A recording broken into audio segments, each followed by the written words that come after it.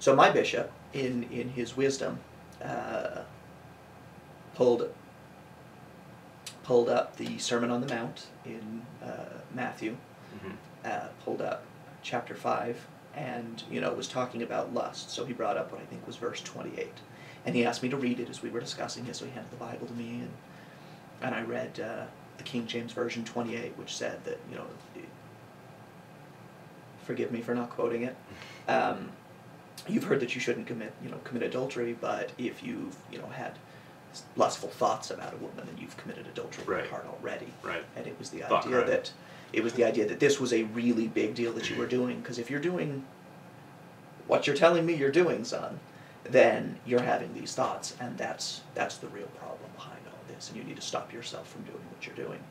And I continue to read on that along with him into verses 29 and 30, which are the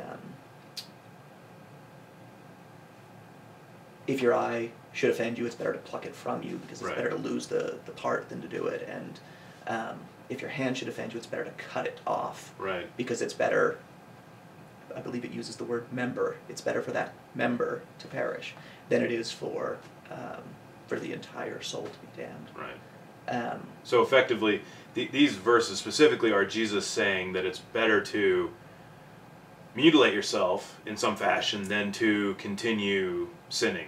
Yes. Because the sin, certainly, it's harmful to lose a hand, but a hand that causes you to sin can send you to damnation. That's basically what the verse says. Yes. And I was fortunate in the fact that I didn't cut my hand off. I still have both of them, and excited about that.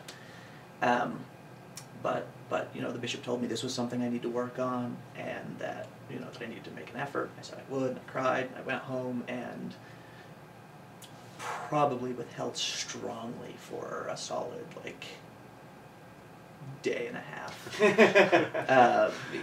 I don't know how long it was, but it was a short amount of time. Yeah. With these verses rolling around. I mean, this is a man that's called. He's inspired. He knew where to point me. He knew what I was supposed to know in order to address the things I was dealing with. And so the next time I found myself as a young man with my penis in my hand, I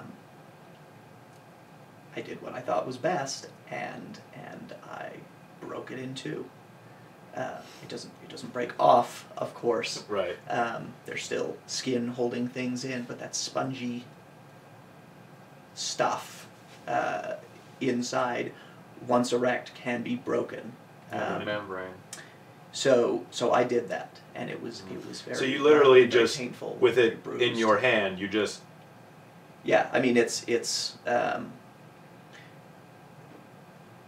Yeah, I mean, take a pencil and break it. I mean, it required both hands. It was very, very aggressive and very physical and very angry, because I was mad at myself for giving in after I'd had this talk and wasn't supposed to be doing this, and it was better for that member to perish than it was for me to be damned. So I did that,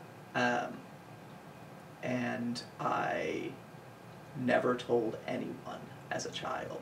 I mean, No one knew. I mean, you didn't walk funny or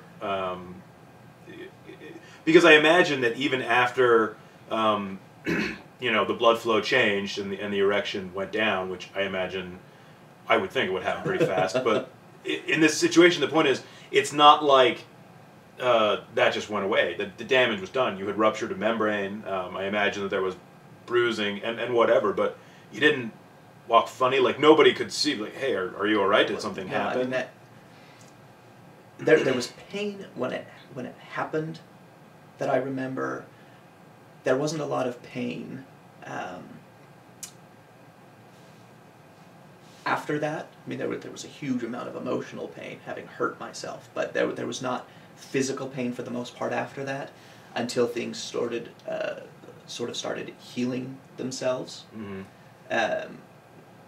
So you can look up Peyronie's disease online on the Wikipedia. Just don't do it at work, because there are images there to describe what's going on. Right. But medical images, I should hope. Yeah. So you never know with Wikipedia. they typically people would go in for surgery to have things taken care Right. of if this is the case, and since I never told anyone because I was so ashamed of having gotten myself into this predicament in the first place, which I guess is sort of an important note on that. I was never ashamed that I hurt myself. In many ways, for me, it was like a badge of pride. I mean, I was willing to do what was necessary in order to stop myself from doing what I wasn't supposed to be doing. You broke your penis for Jesus. I mean, that's How many people can say they've done that? I mean, That's really. That's stepping up to the plate. So I know at least one other person. I was going to say, didn't you just run into another person who has a similar story? I won't say names, but I have at least one other friend who I've run into in telling this story who, I mean, I told him and his eyes went wide, which isn't entirely uncommon when I tell the story, but Right. his eyes went wide, and I finished it, and he sort of said, I did that too. Like, Yeah. I hurt myself too. So I'm not completely alone in this, but he too was raised LDS. So